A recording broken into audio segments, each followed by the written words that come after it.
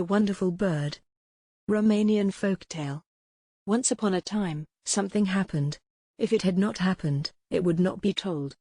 There was a good, pious emperor, who had 3 sons. Among many other benefits bestowed upon the inhabitants of his empire, he built a church, about which marvelous stories were told, for he adorned it with gold, precious stones and everything the workmen of that country regarded as beautiful and valuable. Within and in front of this church were numbers of marble columns, and it was supplied with the finest paintings, silver chandeliers, huge silver lamps, and the rarest books. The more the emperor rejoiced in its beauty, the more sorrowful he felt that he could not finish it, for the steeple continually fell down.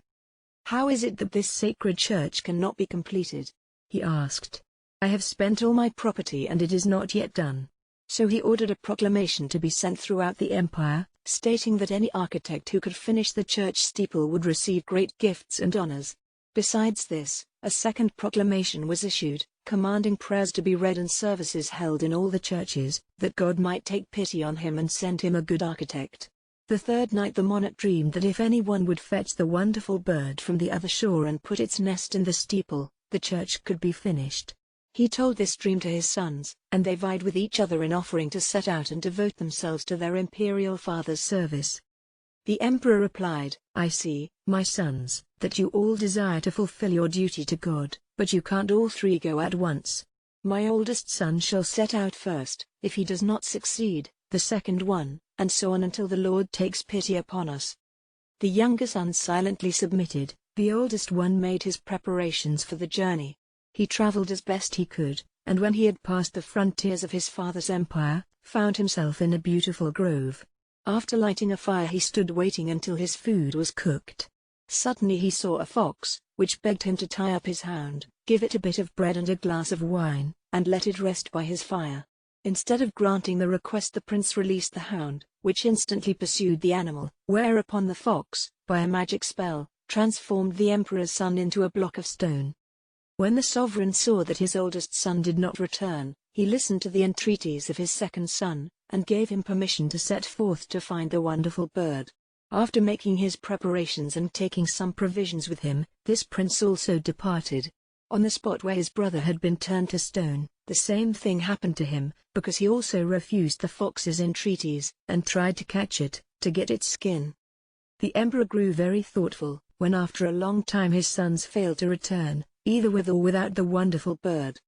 At last the youngest said, "You see, father, it is now a long time since my brothers set out to find the wonderful bird, and they haven't come home yet. Give me some money and clothes for the journey that I may try my luck also. If I succeed, you will rejoice, because your dream will be fulfilled, and if I do not, you will suffer no mortification from it." "Your older brothers have apparently been unable to get this wonderful bird," replied the emperor. "Nay, perhaps they have even lost their lives, they have been absent so long. I am old. If you go too, who will help me in the cares of government? If I die, who is there to ascend the throne except you, my son? Stay here, my dear child, do not leave me.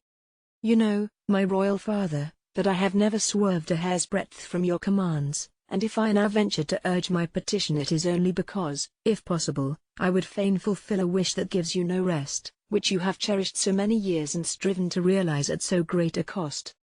After many entreaties, the emperor yielded. The prince chose from the imperial stables a horse that pleased him, took a dog for a companion, supplied himself with sufficient food and departed.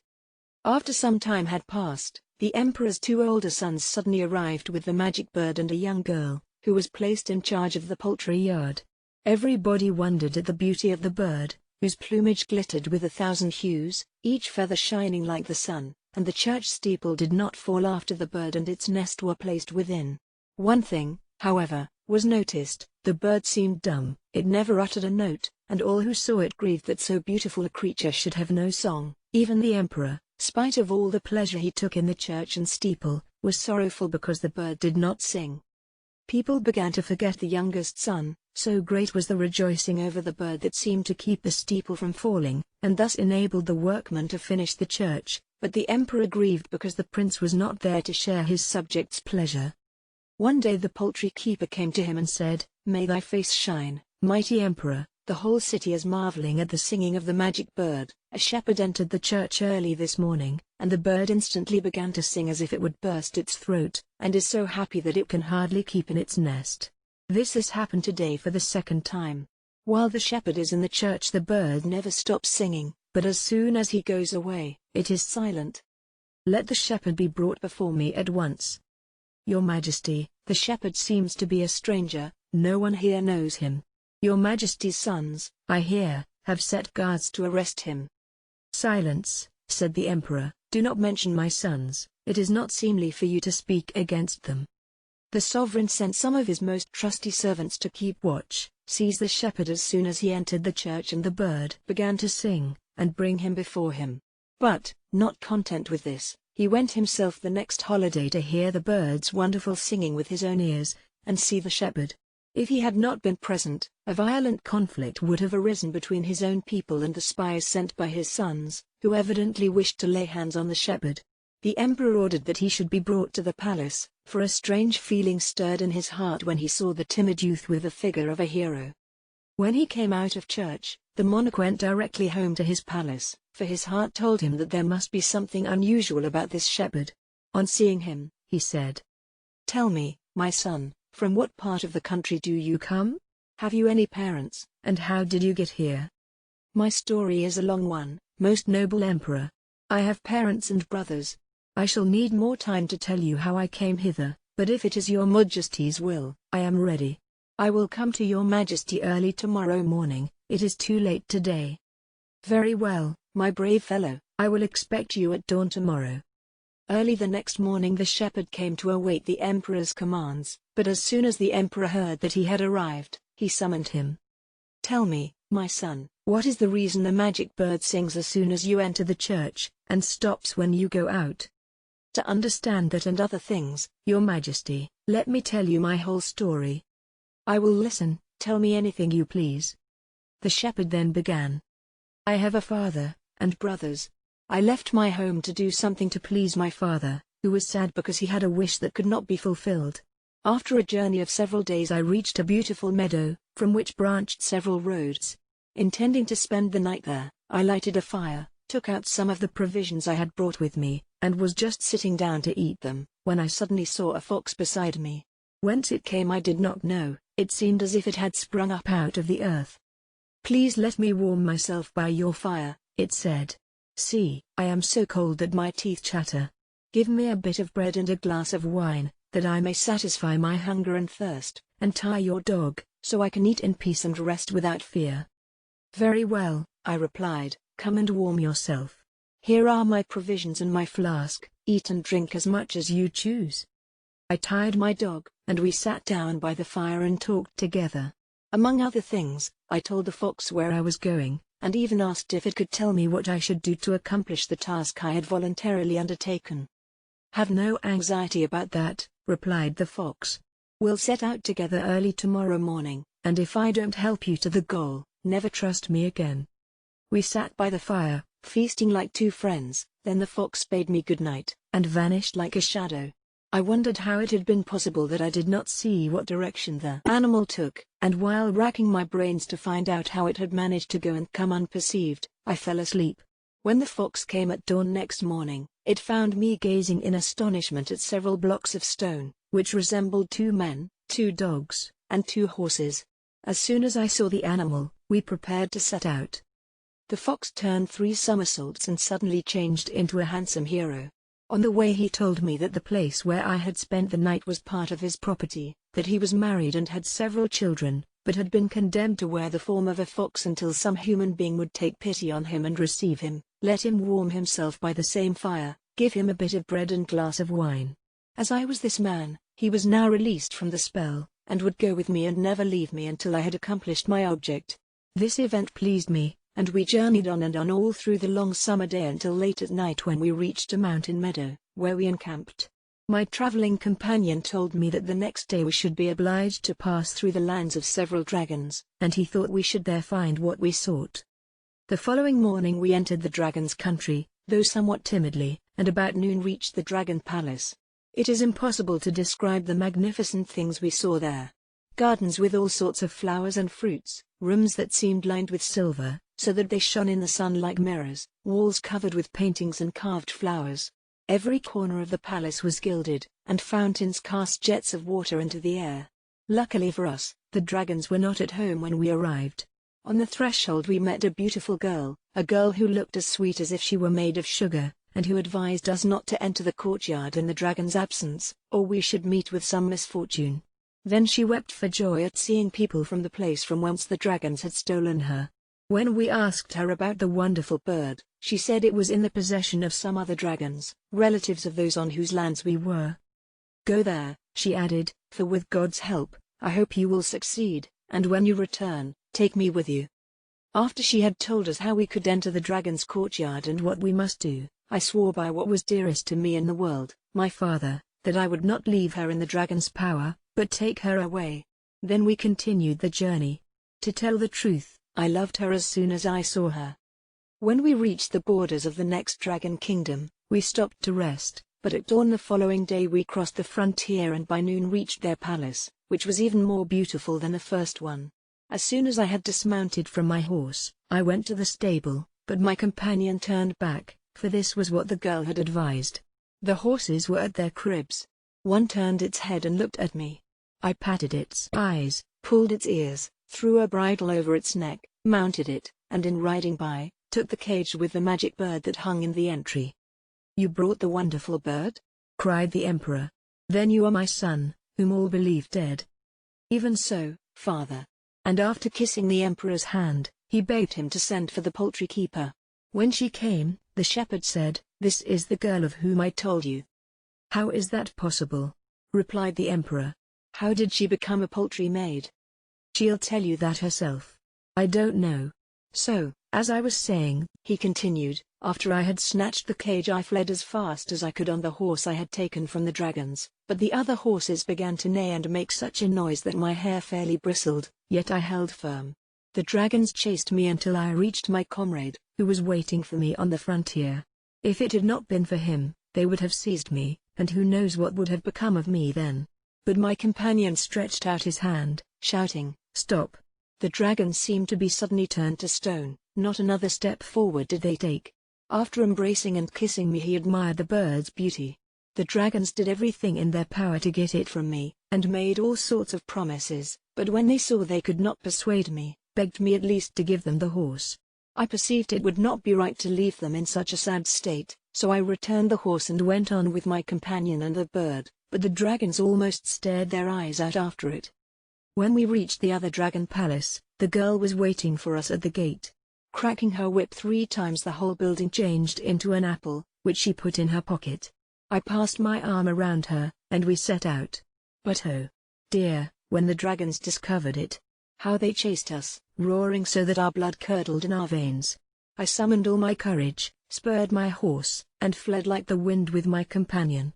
But the dragons came as fast as thought. When my comrade saw this, and perceived that there was no possibility of escape, he stopped, made a sign and turned them into blocks of stone. Then we continued our journey till we reached the field from which we had started and which was part of the fox's property.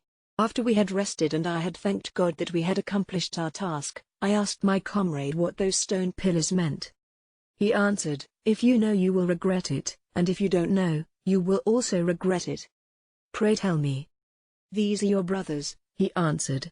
"Instead of kindly granting my request, as you did, they set their hands on me, which condemned me to wear the loathsome fox skin still longer, so I turned them to stone. For my sake, I entreated, for the sake of our friendship, make them men again as they were before." "I prize your friendship greatly," he replied, "so let it be as you wish, but you'll repent it." In an instant he made a sign with his hand, the stones suddenly shook, and my brothers remained motionless with amazement, when they saw us before them. We took leave of my comrade and set out on our way home. But see what a fine trick my brothers played me. "Brother," they said, after we had ridden about a mile, "we are tired by the long distance, and it is very warm. Let us go to a pond we know here and each drink a little to cool ourselves." I agreed, and we went there. The oldest drank, so did the second one, But when I was going to drink too, lying face downward at the edge of the pond, so that I could reach the water with my lips, as they had done, I suddenly felt a terrible burning sensation in both feet, and when I turned to see the cause, could not get up. My brothers had cut off both my feet, and then hurried off, without listening to my complaints and entreaties. I spent 3 days and nights beside the pond. When my good horse saw a dragon coming, it lifted me by my clothes with its teeth, ran as far as it could and kicked so violently that no wild beast could approach us. At last, on the 4th day, I met a blind man groping his way along. "Who are you?" I asked. "A poor, maimed fellow," said he. Then, after he had told me that his brothers, out of envy, had put out his eyes, I told him that my brothers had cut off my feet. "I'll tell you what," he exclaimed. "We'll take an oath of brotherhood. I have feet, you have eyes, so I'll carry you on my back. I'll walk for you, and you shall see for me. A huge scorpion lives close by, whose blood cures all kinds of diseases." I accepted his offer, and we went to the scorpion's house.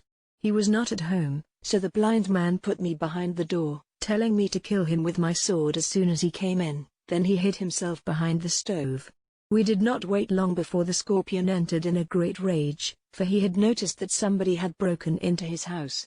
When I saw him my heart shrunk till it was no bigger than a flea, but as he came in I waited till he was close by me, then struck one blow that chopped all 3 of his heads off at once. I instantly smeared myself with the hot blood, and as soon as it touched my feet they stuck as fast as if they had never been cut off. I also smeared the blind man's eyes, and his sight returned. After thanking God, each set out on his own way. I did not want to go home at once, but thought it best to hire out as a shepherd and leave God to arrange things so that the criminal's guilt should appear. I was not disappointed in my confidence, for you see his power is great and his judgment just. "Now tell me how you became a servant and poultry maid," said the emperor to the maiden. "After your imperial majesty's oldest sons had cut off their youngest brother's feet, one of them took me, the other the wonderful bird. I thought my heart would dissolve with grief because I was obliged to part from your majesty's youngest son, whom I loved because he was such a noble man. They proposed that I should love one of them, and promised that he would marry me as soon as we reached the emperor's court. After refusing all their offers, I preferred to take service as your majesty's poultry maid, rather than go anywhere else, for I knew God would not let a man who did right perish, and now I thank him for having shown me that a good deed is never lost." "Can you prove," asked the emperor, "that you are the girl and no one else?" "This apple will show everyone that I am she," replied the girl, drawing it from her bosom. "Your older sons knew nothing about it, or they would have taken it from me." With these words she went out of doors, cracked a little whip 3 times over the apple, and a magnificent palace, more splendid than any in the kingdom, instantly arose. The emperor himself was astonished. He wished to celebrate his youngest son's return, but the latter said, "Father, before we thank God that I have come home alive, let us 3 brothers submit to his judgment." The emperor could make no objection. The brothers were led before him, and he ordered the older ones to kneel and ask the youngest son's forgiveness. But he replied, "If God forgives you, I will also." As they could not avoid it, they went in front of the church, and set out 3 beehives at equal distances apart. Each brother stood with his feet in one, and hurled a stone into the air from a sling. The elder brother's stones in falling back struck them so hard on the head that they were killed, but the youngest brothers fell in front of him. Many had assembled to witness this trial. After the wedding was over and the emperor had married his son to the poultry maid, he came down from the throne and gave it to the prince, who, if alive, reigns there still. I was present at these events, and now tell them to those who listen.